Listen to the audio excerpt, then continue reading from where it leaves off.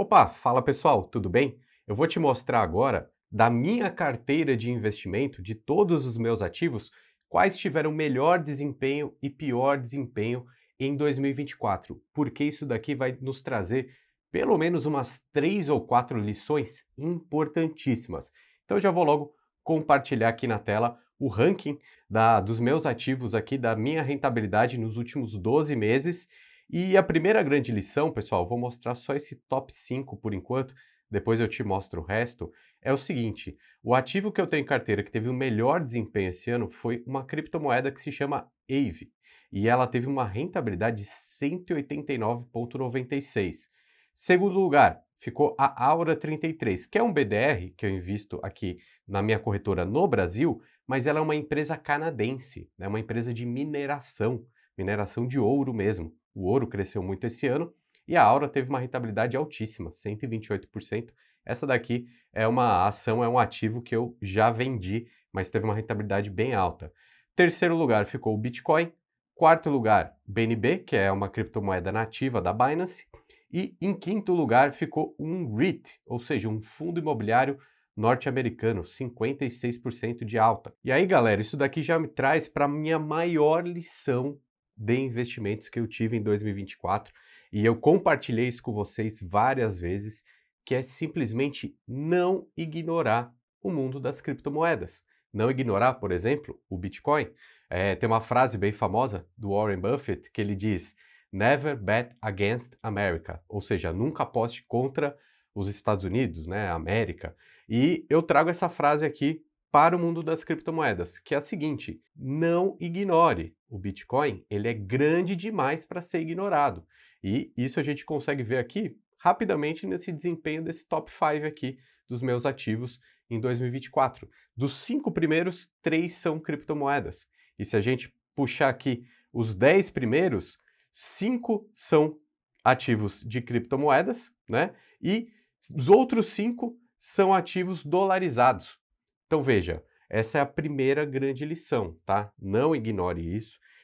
Falando primeiro do cenário de Bitcoin, criptomoedas, continuo bem otimista para 2025, tá?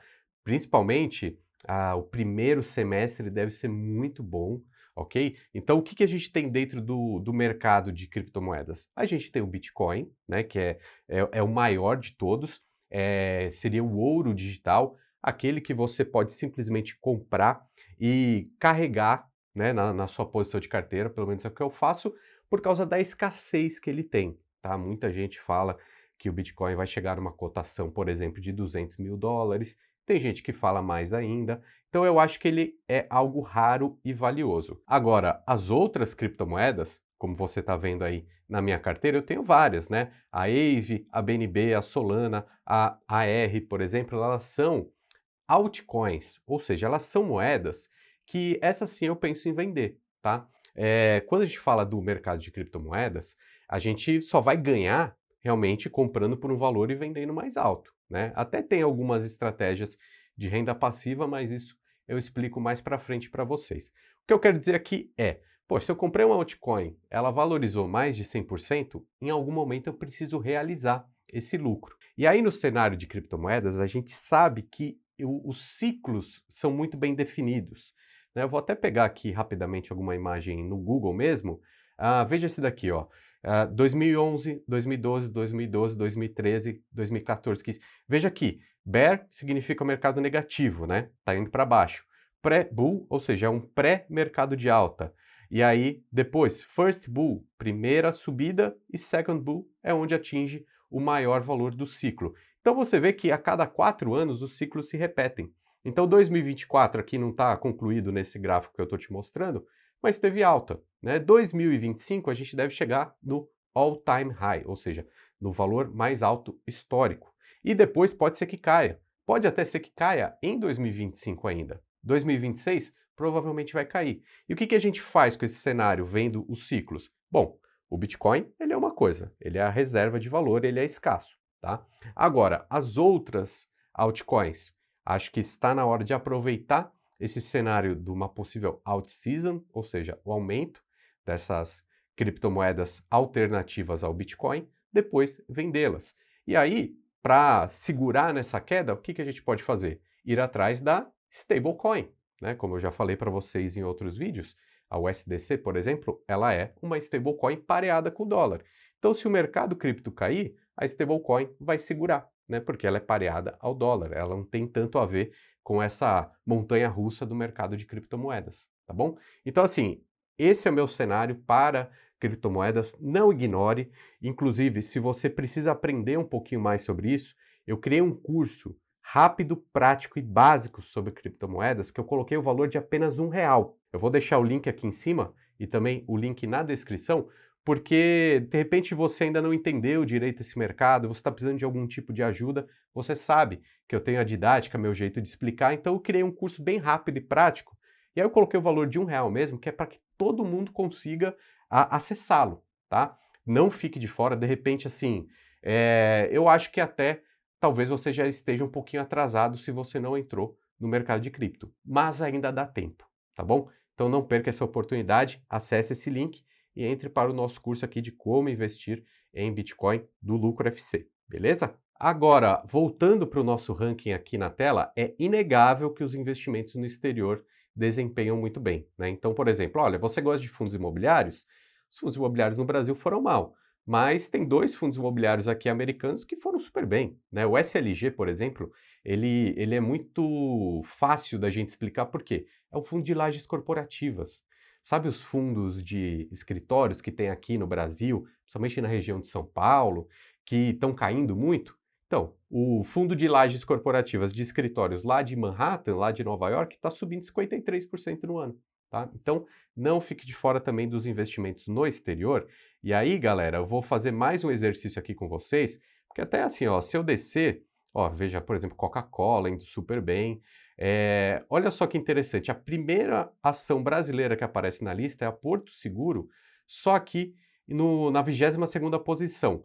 Mas olha só o dólar teve 28% de alta nesse ano contra o real. Olha que maluquice. Então, nessa tabela aqui, eu ainda não coloquei o dólar, tá? Só nesse daqui, que é o IVVB11, porque ele é um ETF que eu compro no Brasil e replica as 500 maiores ações americanas. Então aqui já tem esse componente do câmbio, né? Então, ó, 62% de alta, né? Muita coisa. Porque só o IVV, que seriam as 500 maiores ações da Bolsa Americana, subiu quase 30%, mas o câmbio ficou bem alto, né? Agora, olha só que interessante, que eu vou colocar aqui na tabela o câmbio, ou seja, o dólar esse ano. Veja que o ranking vai mudar completamente, tá? Eu vou até clicar aqui de novo. Por quê? Porque o IRM e o SLG, que estavam rendendo ali mais ou menos 50%, sobe para 80%. Por quê? Tem o dólar nessa brincadeira agora. E aí a gente vai ver várias ações americanas subindo. SPG também é um REIT, que é de shopping, CRM, que é uma empresa de tecnologia, Disney também subiu. E olha que interessante, tá? Veja, por exemplo, eu tenho algumas rendas fixas lá nos Estados Unidos, é bond, né? Um bond, por exemplo, da Apple. Eu tenho um bond da Microsoft também. Contando o dólar, subiu 32%. Mas se eu tirar o dólar aqui, subiu 3%. Então você entende por que também eu compro renda fixa nos Estados Unidos? Porque a renda fixa lá me pagou algo em torno de 3% no ano. Mas com a variação do câmbio, que eu nunca sei quanto será, nesse ano foi, cara, disparou mais de 30%. Então é uma reserva de patrimônio que eu tenho em dólar também. Fica essa lição. E aí, galera, descendo aqui, continuando, Brasil, né? Como eu falei, só a Porto Seguro teve um desempenho bom. Vale destacar a renda fixa aqui no Brasil, ó. Olha o Tesouro Selic rendendo 10,9. Renda fixa no Brasil realmente é muito bom. E o melhor fundo imobiliário que eu tive na minha carteira aqui, 10,4 de alta, já contando dividendos, foi o KNCR11. Fica de lição. E agora a gente descendo aqui para o final da tabela, né, também tem lição, não é sempre que a gente acerta, ok? Até é importante a gente falar isso, né? No mercado dos investimentos a gente não vai acertar tudo. E o que eu sempre falo, o ideal é sempre acertar pelo menos um pouco mais do que você errar, porque na média você fica alto. Essa minha carteira aqui, na média, deve ter rendido algo em torno de 15 a 20%, por quê? Eu tive bons acertos e alguns erros, né?